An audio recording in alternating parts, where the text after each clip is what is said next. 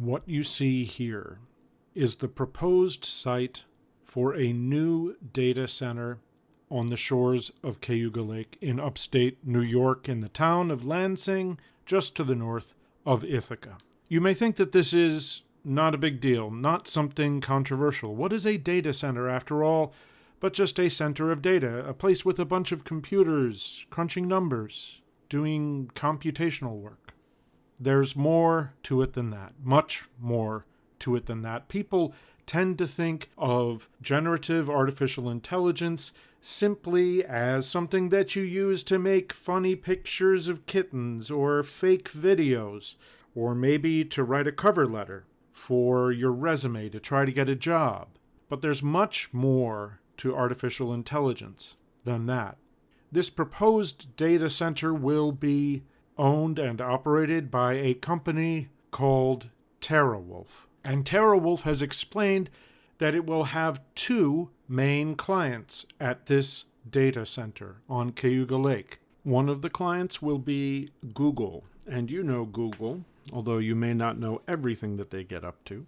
The other one is Core42 and their parent company, G42, and you probably don't know what they get up to.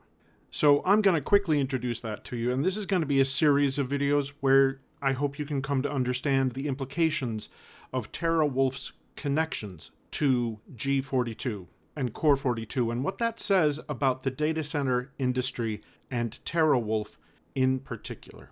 I'm focusing this on the data center on Cayuga Lake because one of the illusions of data centers and of generative artificial intelligence is that they are just out there in the cloud, that they don't exist anywhere, and that they don't have any implications for anything but the whole globe, and that we can do nothing to resist them because they are just too big. But this story shows us that no, data centers have real consequences in the real world in specific places for specific people, and there are specific places where we can resist data centers and the artificial intelligence technologies that they enable. G42 is not just any ordinary company. It is essentially a part of the national government of the United Arab Emirates. The United Arab Emirates are on the Persian Gulf. They're on the Arabian Peninsula. The UAE, that's the United Arab Emirates, that's a monarchy.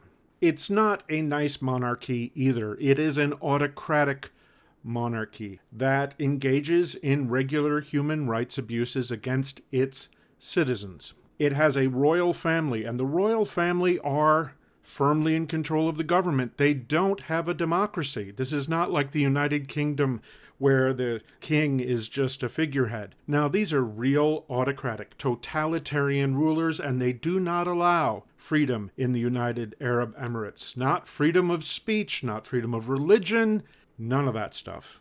G42 is part of the government of the United Arab Emirates. It may exist on paper as a private company, but it is controlled, it is owned, it is chaired by a member of the UAE royal family, one of the top members of the UAE's royal family, somebody who is also the head of national security for the United Arab Emirates. Tanun bin Zayed Al Nahyan is his name.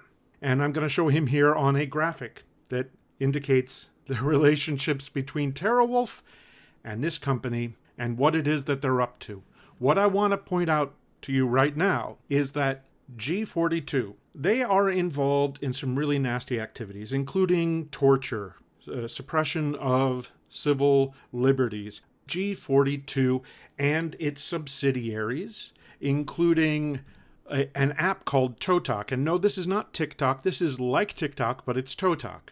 And Pegasus, now renamed Pax. It used to belong to Dark Matter. And G42 itself. All of these, through various means, have been involved in mass surveillance against the citizens of the United Arab Emirates, but also the citizens of the world, including American citizens right here on American soil, have been targets of surveillance and hacking at multiple points at multiple times. The United Arab Emirates is depicted by the CEO of Terawulf, a man named Paul Prager, as a friend of the United States. Nothing at all to worry about. But the history of G42 spying against American citizens and citizens of the UK, citizens of Europe, of China, this shows us that something really different and something much more sinister is going on. People like to look at artificial intelligence as just something that you do to make silly photos or, to write something that you don't want to write, to be lazy with. But it's much more than that. Artificial intelligence and the high performance computing that enables it is also used to build the architecture of totalitarianism.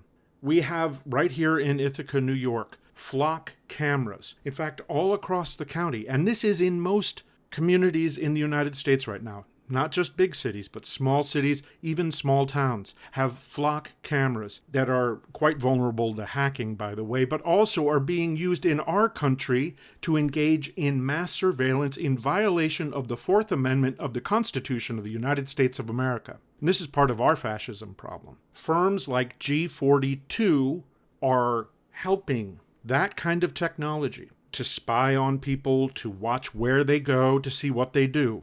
They're helping that technology to get stronger, to be implemented by totalitarian governments, like what's over there in the UAE, but also what we see growing here in the United States. This has consequences for things like climate change. A recent climate conference international was held in Dubai, that's in the United Arab Emirates, but G42 installed a network of surveillance cameras in the conference center and around it so that it could monitor everybody who was involved in the climate deliberations there. None of the scientists, none of the government officials from the United States, from China, from Russia, from Australia, from anywhere, none of these scientists and government officials could have a private conversation. The UAE, of course, is an oil-rich nation. It doesn't want climate regulation to take place. And so the climate conference was rigged from the start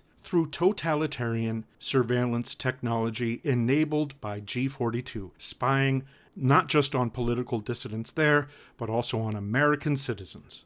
And that impacts not just our economy, not just our freedom, but our ability to live on planet Earth. So I want to wrap this up for now, but look for more videos in this series. The point is that Terawulf, on the shores of Cayuga Lake, in the Finger Lakes of upstate New York, it seems like it's just having an ordinary business, just providing computer services to its clients. What could be harmful about that? But in fact, what we see is that Terawulf is providing the technological infrastructure that makes international fascism possible. Terawulf is enabling spying on American citizens. Terawulf is enabling the spread of totalitarianism around the world. Here on Cayuga Lake, our communities have the opportunity to stand up to this international fascism. It's a global problem with a local solution. No new data centers.